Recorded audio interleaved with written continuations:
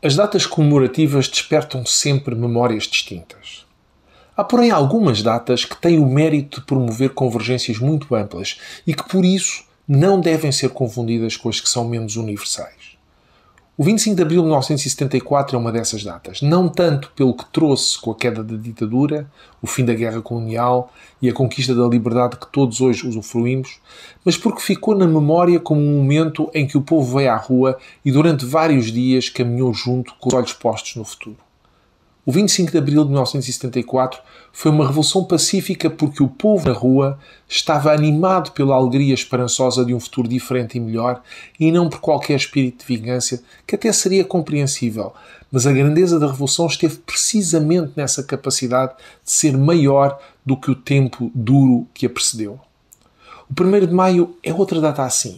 A nível nacional, porque o 1º de Maio de 1974, que hoje faz 50 anos, ainda foi um momento de unidade. Desse povo unido que sabia que jamais seria vencido enquanto se não dividisse. A divisão veio logo a seguir e faz parte da democracia e, por isso, também deve ser saudada. Se não houvesse nenhuma divisão, também não haveria democracia. Mas se só houvesse divisão, haveria guerra. É por isso que o ciclo do 25 de abril a 1 de maio de 1974 é tão importante. Ele demonstra que nos podemos unir para além das diferenças, quando os valores essenciais estão em causa.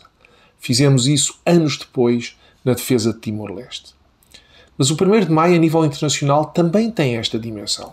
Na sua origem está a luta dos trabalhadores de Chicago pela jornada de 8 horas de trabalho, uma coisa que hoje consideramos banal em grande parte dos países, e que começou, imaginem, no dia 25 de abril de 1886 e teve o seu maior momento numa gigantesca manifestação a 1 de maio, que ficaria na memória para a luta da dignidade desde então.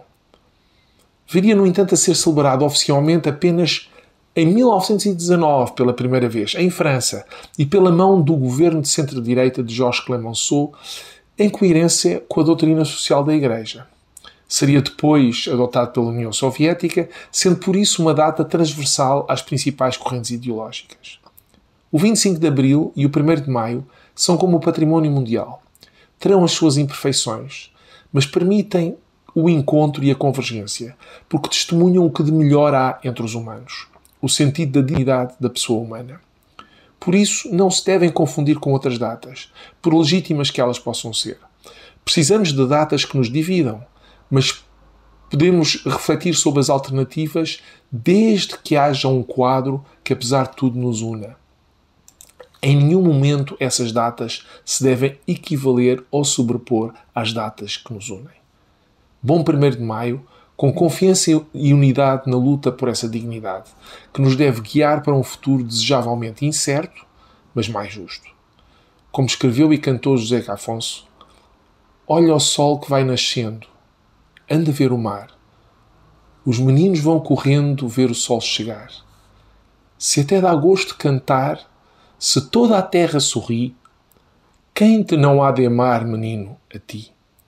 Se não é fúria a razão, se toda a gente quiser, um dia hás de aprender, haja o que houver.